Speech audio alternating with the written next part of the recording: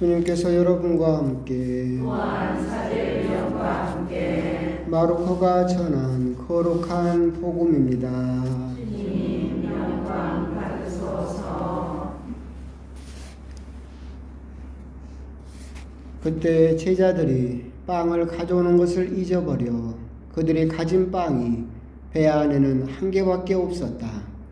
예수님께서 그들에게 너희는 주의하여라. 바리사이들의 누룩과 헤로데의 누룩을 조심하여라 하고 분부하셨다. 그러자 제자들은 자기들에게 빵이 없다고 서로 수군거렸다. 예수님께서는 그것을 아시고 그들에게 말씀하셨다. 너희는 어찌하여 빵이 없다고 수군거리느냐? 아직도 이해하지 못하고 깨닫지 못하느냐? 너희 마음이 그렇게도 완고하냐? 너희는 눈이 있어도 보지 못하고 귀가 있어도 듣지 못하느냐? 너희는 기억하지 못하느냐? 내가 빵 5개를 5,000명에게 떼어 주었을 때 빵 조각을 몇 광줄이나 가득 거두었느냐?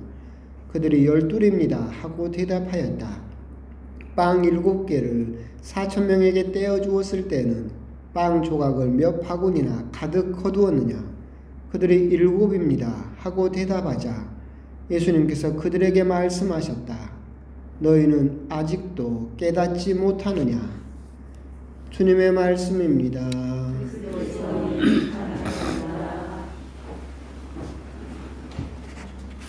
참 예수님. 오늘 일독서는 노아의 방주, 노아의 홍수 이전의 이야기죠.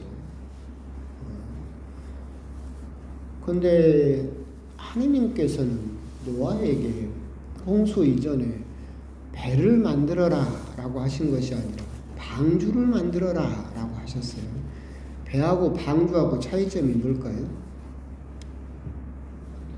방주에는 돛도 없어요. 노도 없죠.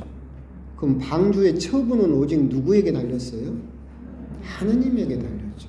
배는 노도 있고 돛도 있어요. 그럼 사람이 자기가 원하는 방향으로 그래도 나아갈 수 있죠. 인간의 힘으로 이뤄낼 수 있는 부분이 아주 강하죠. 그렇기 때문에 노아에게 하느님께서는 방주를 만들 것을 요구하신 것은 결국은 전적으로 하느님에게 의탁할 것을 또한 원하셨기 때문이다 라는 생각이 듭니다. 오늘 평자성사도 하면서도 그저께 읽었던 책에서 그 부분이 생각이 났어요. 하느님께서는 우리를 구조하시려는 것이 아니라 구원하시려는 것이다 라는 대목이었는데 그 책의 제목도 참 도전적이었어요. 나를 구하지 않으시는 하느님이라는 책인데 그러니까 그 구절입니다. 하느님은 우리를 구조하시려는 것이 아니라 구원하시려는 것이다. 그런데 우리들은 하느님께 대부분 구조를 원하죠. 지금 당장 구해주세요. 이 병으로부터, 이 고통으로부터 지금 나를 구해주십시오라고 원하지만 하느님께서는 그것을 뛰어넘어서 우리들의 구원을 원하신다. 하느님께서 우리들을 구조하시려고 했다라고 한다면 예수님께서 겟세마네 동산에서 이 잔을 제발 치워달라고 이 고통으로부터 벗어나게 해달라고 기도했을 때 하느님은 예수님의 기도를 들어주셨겠죠. 구조하려고만 했다면.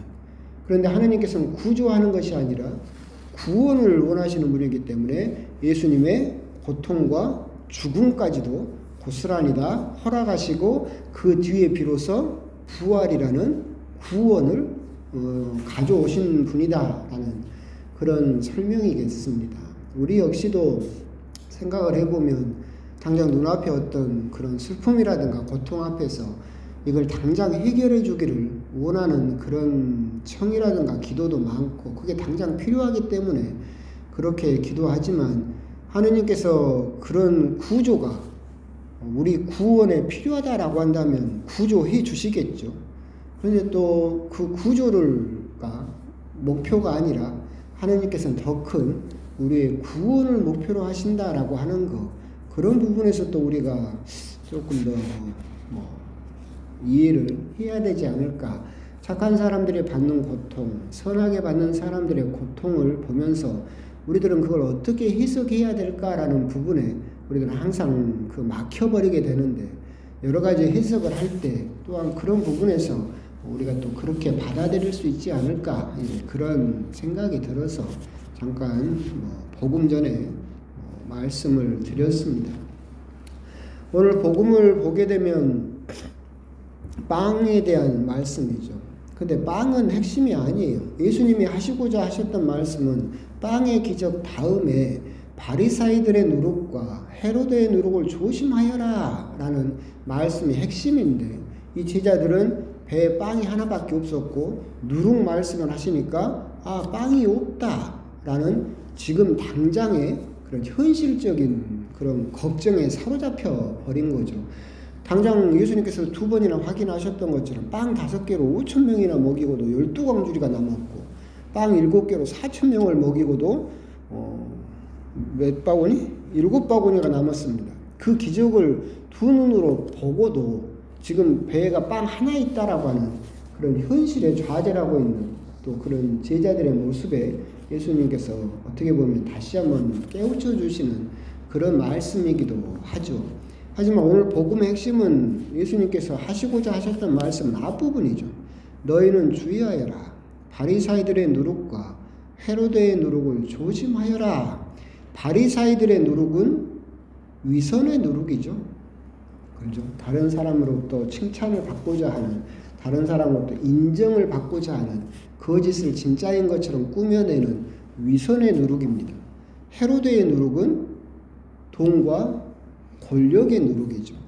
예수님께서는 누룩을 좋은 뜻으로도 쓰시고 또 이렇게 부정한 뜻으로도 쓰십니다. 하늘나라를 누룩에 비유하시기도 하고, 이렇게 바리사이나 헤로데의 누룩으로도 또한 비유하시기도 하시지만, 구약 성경에서는 누룩은 부정한 것으로 대부분 나옵니다. 그렇게 하느님께 바치는 떡에는 누룩을 넣을 수 없고, 그리고 또 출애굽을 앞두고도 누룩 없는 빵을 그렇게 먹어야 됐었고, 그런 걸 봤을 때 그렇게 누룩은 양면적인 모습을 가지고 있다. 그것들을 조심하여라 라고 말씀을 하시죠. 없애버려라, 치워버려라, 버려라 라는 것이 아니라 조심하여라 라고 하시는 말씀은 그것을 없앨 수가 없기 때문에 그렇습니다. 나에게는 그런 것은 없다. 아니요. 그런 것이 없을 수는 없어요. 그렇기 때문에 예수님께서는 조심하여라 라는 말씀을 하시죠. 바리사이의 누룩, 아까 말씀드린 대로 어떤 것을 꾸며서 좋게 보이고 다른 사람으로부터 인정을 받고 칭찬을 받으려는 누룩이죠. 생각을 해보면 바리사이들의 누룩과 헤로데의 누룩은 모든 초점이 이 지상에 맞춰져 있어요. 그렇죠? 사람들의 인정, 사람들의 칭찬, 사람들로부터 이렇게 좋은 말을 듣고 싶은 그런 바리사이의 누룩, 세상에서의 힘과 권력을 추구하는 헤로데의 누룩은 모두 이 세상의 누룩이죠. 그렇죠? 그런 부분에서 조금 차이가 있는데, 이 바리사이의 누룩은 아까 말씀드린 대로 그런 위선의 누룩입니다. 위선은 여러 가지로 설명할 수가 있겠지만 그냥 이 점 하나만 생각하시면 좋겠어요. 프란시스코 교황님께서 위선은 어떤 것이냐라고 할 때 대답하시기를, 위선자는 자기 탓을 할 줄 모르는 사람이 위선자다. 곰곰이 생각을 해보면 그 말씀도 맞는 것 같아요. 위선자들은 끊임없이 다른 사람 탓을 하죠. 왜? 내가 착해야 되니까. 그 벌어진 일이 내 탓은 아니야. 나는 착하고 나는 잘했어. 근데 누가 못한 거예요? 니들이 못한 거예요. 그래서 자기 탓을 할 줄 모르는 사람, 그런 사람들이 위선자다라는 것도 우리가 곰곰이 생각을 해볼 필요가 있습니다. 그 기준으로 봤을 때 요즘 대표적인 위선자는 누굽니까? 그죠? 윤석열입니다. 윤석열이가 자기 잘못했다고 사과하는 거 봤습니까? 끝내 사과 안 하죠. 뭐든지 다 민주당 탓하고 뭐든지 다 빨갱이 탓하고 계속 다른 사람 탓만 하고 있습니다. 위선자입니다. 자기 탓을 할 줄 모르는 사람, 그러면서도 사람들로부터 인정을 받으려고 하는 그 누룩. 헤로데의 누룩은 간단하죠. 헤로데가 보여준 그 모습, 힘과 권력의 추구, 그 누룩입니다. 그러니까 다른 사람들에게 상처를 입히더라도, 다른 사람들에게 손해를 끼치더라도 나는 힘과 권력을 갖겠다라고 하는 그 누룩, 이것이 부풀어 오르면 그렇게 큰 헤로데의 누룩으로서 세상에 해악을 끼치게 됩니다.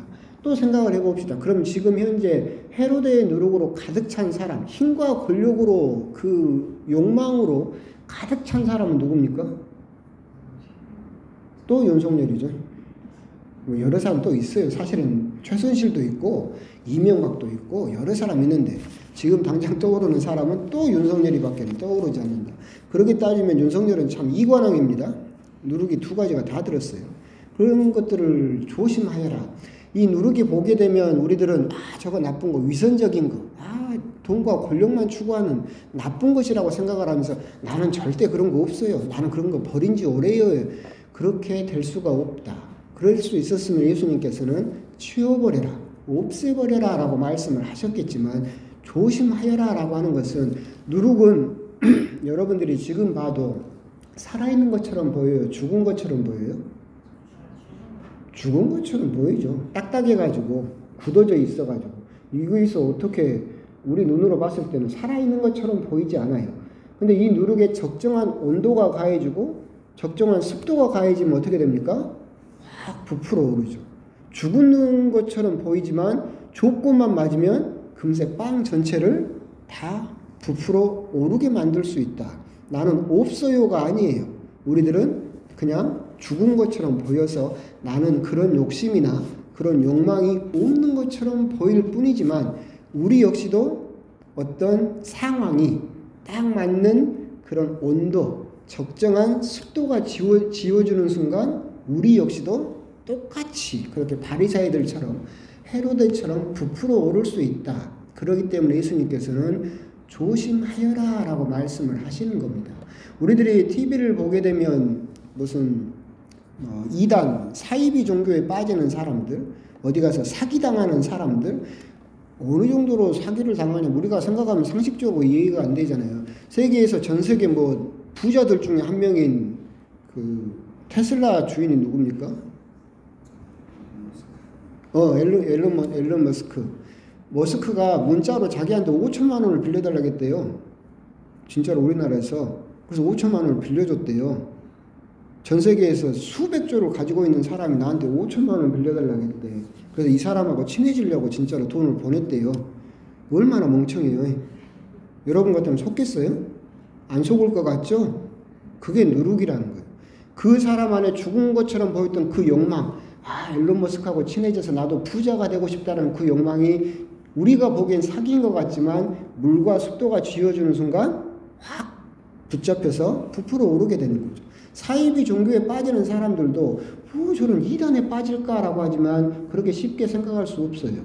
우리 역시도 가지고 있는 그 누룩에 적정한 온도와 내가 가지고 있는 이 욕망을 채워줄 수 있겠다라는 그런 달콤한 습도와 온도만 쥐어지면 우리들은 금세 또 우리도 나도 모르게 거기에 붙잡혀 버릴 수 있다. 그렇기 때문에 우리들은 조심하고 또 조심해야 할 것이다. 나는 그런 거 없어요 라고 하는 것은 자기 자신에 대한 너무나 낭만적인 생각일 뿐이고 인간으로 태어났다라고 한다면 그런 욕망의 누룩은 우리들은 항상 가지고 있을 수밖에 없겠다. 그런 그 부분을 생각하셔서 오늘 바리사이들의 누룩, 위선의 누룩, 내 탓이라고 하지 못하는 누룩, 우리 역시도 신앙생활을 하면서 또는 가정에서 다른 사람들하고 있으면서 끊임없이 다른 사람 탓만 하고 내 탓이오라고 가슴을 치지 못하고 있다라고 한다면 내 안에서 바리사이의 누룩이 서서히 부풀어 오르고 있다라고 하는 그런 증거라고 한번 되돌아보실 필요가 있고 또 힘과 권력의 헤로데의 누룩 이렇게 글잖아요. 돈에 대한 집착이라든가 어떤 강한 힘, 출세, 명예욕 이런 것들에 붙잡히고 욕심이 난다라고 한다면 그런 것들을 반대하는 건 아니지만 다른 사람에게 손해를 끼치고 다른 사람에게 해를 끼치더라도 내가 돈을 더 벌고 싶고 더 출세하고 싶고 더 높은 자리에 오르고 싶다라는 그런 욕망에 사로잡히는 수 있다.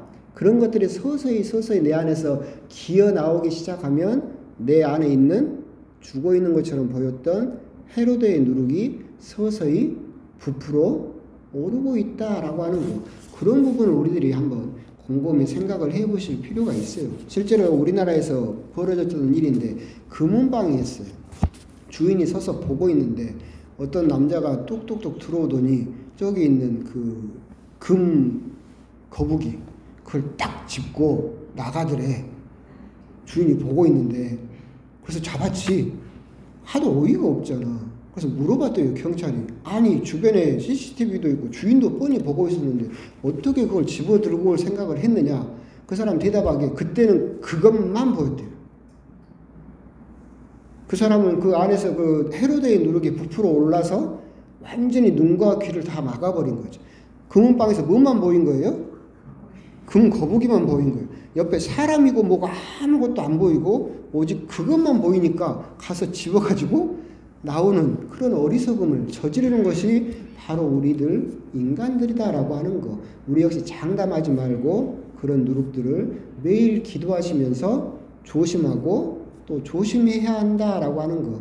그런 부분들을 한번 곰곰이 또 묵상을 해보셨으면 좋겠습니다. 아멘.